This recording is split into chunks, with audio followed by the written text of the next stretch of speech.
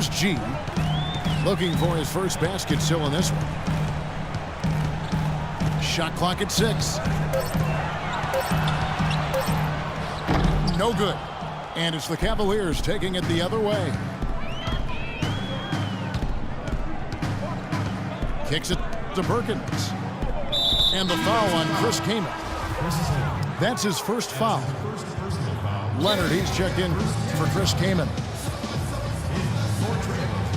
If you just look at the numbers, you are not seeing the real impact of Kendrick Perkins. I mean, he is just this mountain at the rim as a protector of the paint. And it really makes it hard for opponents to get easy shots because of his presence. Timeout called, Cleveland. You know, Steve, with Perkins, the defense at the rim might be the best thing he brings to the table. He is a solid defensive player for sure all around, but his ability to make life miserable on inside shots is special. Well, I think he's one of the elite low-post defenders in the league. You know, when he has to go against the big scorers down on the block, whether it's Tim Duncan or Hibbert, he does as good a job as anybody because of his strength and his intelligence, just understanding what he's facing night in and night out.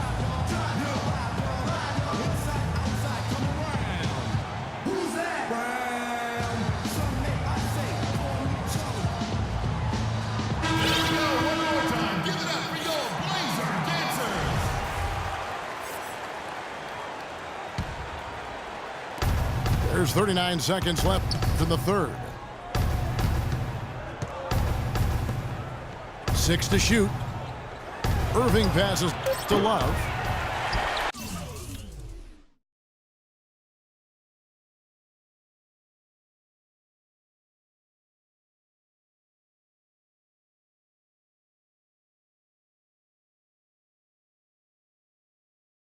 And a miss there on the triple. Portland leading by 3. Grab dishes to G. They double him with James. Crab kicks to Batum. The feed to Leonard. Down low. And foul called as he misses. He'll go to the line and shoot 2. That one on Perkins. Way to play in attack mode and get inside. And you know, if you're on defense and you're going to foul, make sure it's a good one. They did, preventing the and one. Well, as far as the league's big men go, he's one of the very best at the foul line. Irving from long range. It's off. And we've watched 3 so far in this one.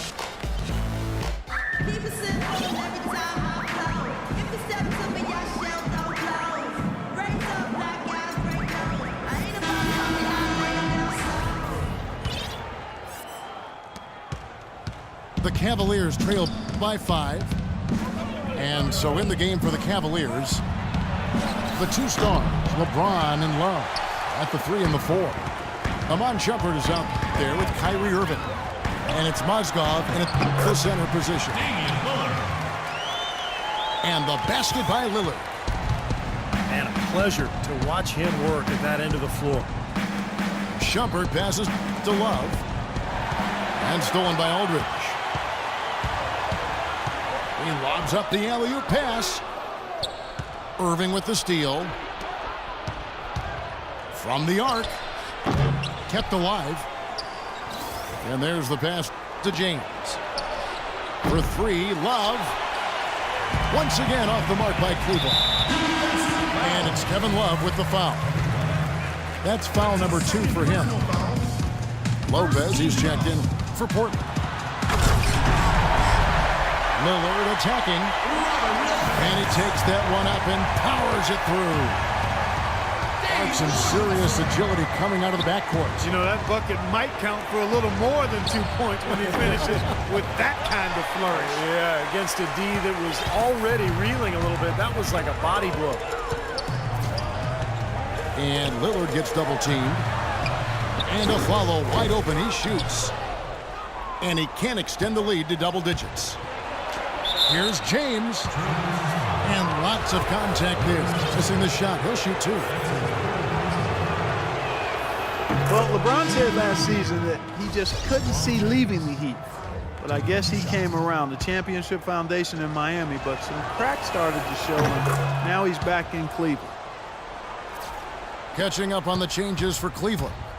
Perkins, he's checked in for Mozgov. Tristan Thompson comes in for Kevin Love. And it's Matthew Dellavedova in for Kyrie Irving. The dive for the ball. Out of bounds. Cleveland will take possession. The Cavaliers trail by 7. LeBron drives in. Dellavedova. And another miss by Cleveland. And for LeBron, Clark, do you think from a competitive standpoint it might have made sense for him to leave Miami? I don't know if it was driven by competitive reasons, quite honestly. I mean, with the new luxury tax, it had gotten harder for the Heat to add talent to that superstar core. And on the Cavs side, LeBron can command the max and play with some younger up-and-coming players who are a relative bargain on their rookie contracts. But I think it went deeper than that. I think it really was about the pull of Northeastern Ohio being stronger than any other consideration for him and his family. Shot from the wing. And misses it off the right side of the rim. Boy, we don't see that too often. No defender on him, and he just clanks the open jumper. And the Cavaliers call time here. Well, he may just be trying to get a break in the action to clear their heads. You know, a lot of their shots are rimming out. You wonder if their confidence isn't suffering at this point. I think that's a good time to call a timeout. If a team has a few fall the wrong way for them, just burn a timeout and let them forget about it. Regroup, talk about it, and refocus. And it's a completely new group on the floor for the Cavaliers. And I think Doris Burke has something for us right now. Doris? Yes, Kevin, during that last break, I heard David Blatt as he addressed his team. He told them that they simply have to step up, saying if we don't make a move now, it's going to be too late. Give them everything you've got. Kevin? Thanks, Doris. And the Cavaliers will go with a different look here. Mozgov, he's checked in for Hayward. Tristan Thompson comes in for Kevin Love. Mike Miller's checked in for LeBron. And it's Matthew Dellavedova in for Kyrie Irving. Terrific play right there. Great strength to finish through the hit. That's how you do it, the bump and the bucket. Well, you know, this last draft class was one that had been hyped up for such a long time with the big names, primarily Wiggins, Parker, and Embiid, all being viewed as potential franchise players. I'm not quite sure of that, but they certainly are tremendous talents. A lot of teams knew that, and it became a bit of the race to the bottom for some franchises. Timeout called, Cleveland. Steve, you were general manager in the NBA and NBA coach now, but you know that the teams that know they're not going to make the playoffs will play younger players as opposed to perhaps some veterans, giving those younger players time to develop, maybe not necessarily securing wins, but certainly securing experience for those kind of players. Well, securing experience and then also securing a high draft pick. And obviously, you have to get lucky and hit on a star player at some point. But I think it's the preferable method for teams to go that route these days rather than to just hang around the middle of the league in mediocrity. And the second of 2 is good. That brings them within 8. I'm sure he'd like that miss back. Hard to chip away at a lead when you're leaving points at the line. Lillard with it. He's picked up by Irving.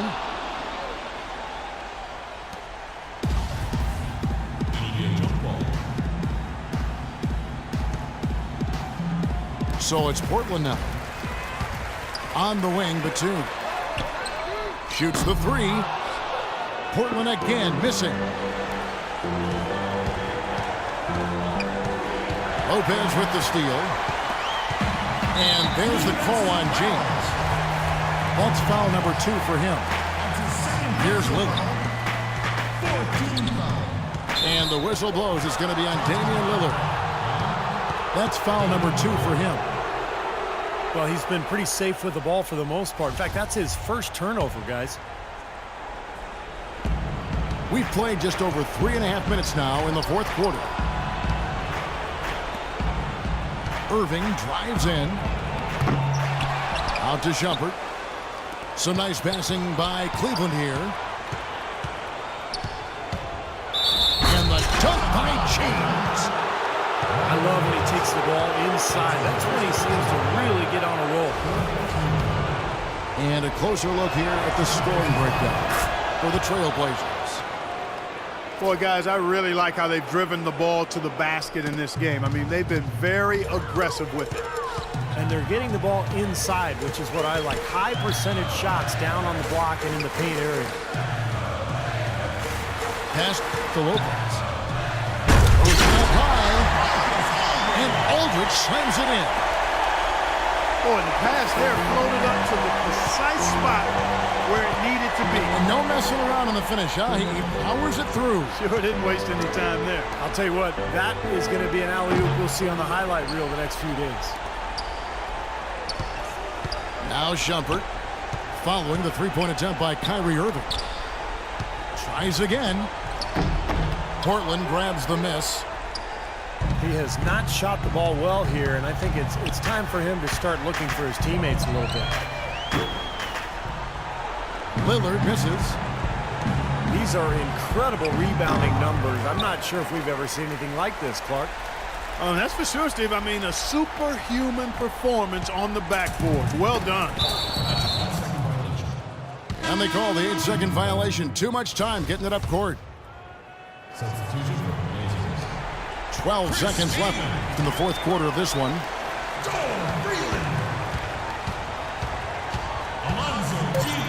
And he goes strong with the one-handed jam.